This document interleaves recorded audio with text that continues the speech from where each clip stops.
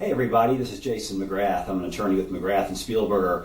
We're going to talk about Wells Fargo today and how Wells Fargo is essentially the Grinch who stole Christmas.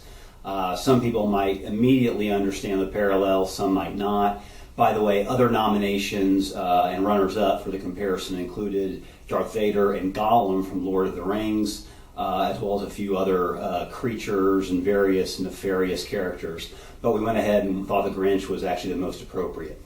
So Wells Fargo, mortgage relief, foreclosures, that kind of thing. Let's see, what do I have here? What do I have? Okay, I've got a printout here from the Consumer Financial Protection Bureau. It's a spreadsheet, and this lists the number of complaints and a little bit of information about the complaints against Wells Fargo with the CFPB in the last 75 days. And there are over 1,000. Now, not all of those are about mortgage and modification foreclosure issues, but a lot of them are. So let's think about that. Over 1,000 in about 2.5 months. Pretty staggering. Okay, we got that.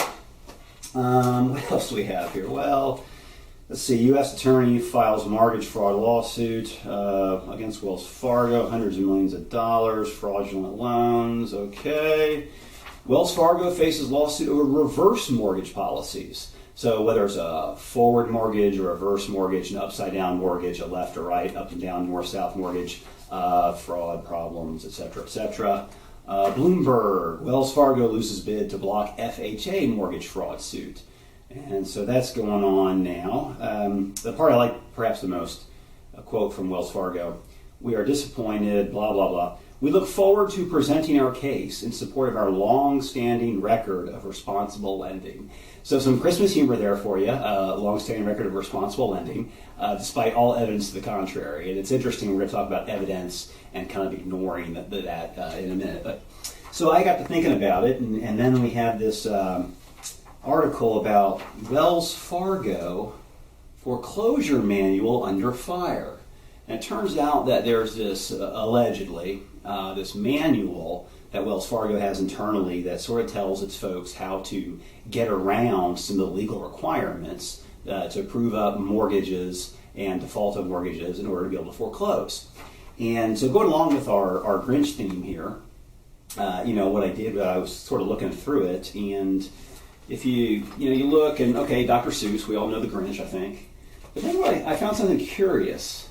How the Grinch Stole Christmas, and then the subheader I hadn't noticed before, the subtitle, "A Wells Fargo Guide to Foreclosing on Christmas Eve by Hook or by Crook." So the Grinch and Wells Fargo apparently are in cahoots. And as you go on and look at the book a little further, it talks about the Grinch getting this amazing idea. He's going to imitate Santa Claus and try to ruin Christmas. So the Grinch, Wells Fargo. And the parallel keeps going because, you think, I have clients tell me this over and over and over again. I thought they were helping me. I thought they were going to help me. They told me they were helping me. They told me not to worry. They told me I did not need a lawyer. They told me that they would not foreclose while we were still talking and trying to work it out. Yet here I am, and it's almost Christmas time, and I'm now facing foreclosure. And that just tends to happen quite a bit. So, Wells Fargo, you're the Grinch. Sorry, but can't ignore truth and reality.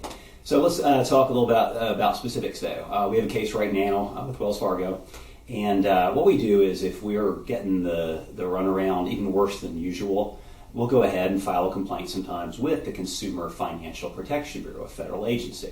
It's one of the only things that Wells Fargo seems to pay at least a little bit of attention to, and that kind of thing. So in this particular case, we have a client here in Charlotte, and divorce situation, unfortunately, and can't afford the home, that kind of thing. And so we said, okay, Wells Fargo, we're on the case. Here's the written proof. Here's the written authorization. Send all documentation to us. Make all phone calls to us, not to our clients. This is what we're asking for, etc., etc. Wells Fargo wouldn't call back at first, and then they did call back, but they would call back after hours.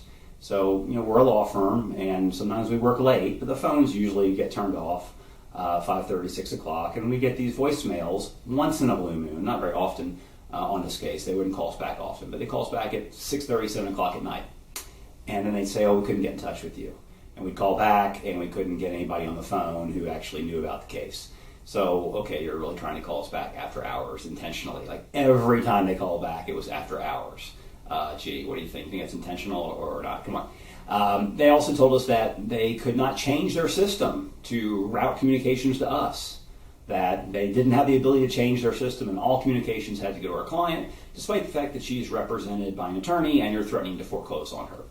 They also told her that, you want the foreclosure cases started, that there's nothing else that we can do for you, that kind of thing. These are all falsehoods, by the way. I mean, it's just things that are just not true. So we filed our complaint, and Wells Fargo, they responded. And the response was kind of funny. Let's see. They kind of denied some of the things, but not directly, but they did say, as such, we respectfully deny your allegation of providing misleading statements as we find no evidence of such. And I thought, well, it's easy to not find evidence of problems if you don't look. In fact, right now, I could just close my eyes and pretend that I'm on a beach somewhere. It's not reality, it's not true, but I could do it, and that's what Wells Fargo does all the time. We'll talk to Wells Fargo and then get a letter from them that reflects like the exact opposite of what they said during the verbal conversation. It's remarkable how in the last 2 years Wells Fargo has become much worse than Bank of America, even in that regard, in my direct personal professional experience. They call after hours, that kind of thing. So then we get a response to our complaint, December 11. The day before, actually, no, we got the response for December 11.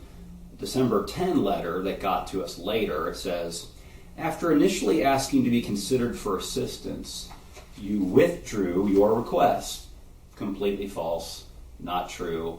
Clearly, we never withdrew our request because we have been asking over and over to process this loss mitigation file. That's the entire purpose of our involvement.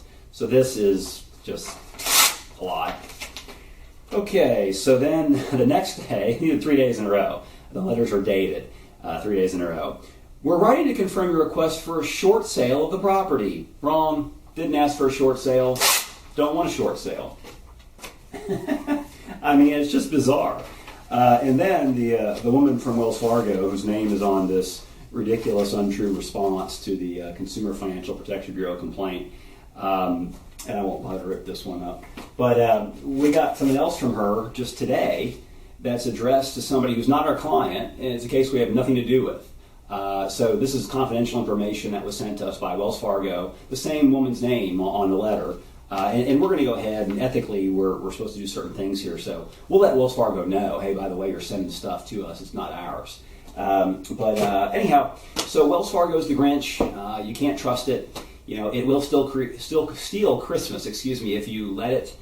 So don't let it. Get somebody involved on your side and push back. Don't trust them to help you. They may have some well-meaning individuals working there, but as an institution, they clearly have designated a system internally to allow people to fail and to encourage people to fail. Wells Fargo, as an institution, has made money for years in a row. I think there's like one bad quarter, even with all the problems in the last 5 years. So if they can keep making money, which you usually have to do a decent job to keep making money every quarter, they could fix these problems if they wanted to. They just don't care enough, and these are the problems. And again, this is my direct personal professional experience. So Wells Fargo, you're the Grinch. I'm sorry. I know lots of people that work there, lots of good people, but as far as the way you treat borrowers, it's shameful and often illegal. So we wish you would do a better job. And Merry Christmas to everybody, except maybe Wells Fargo. Sorry.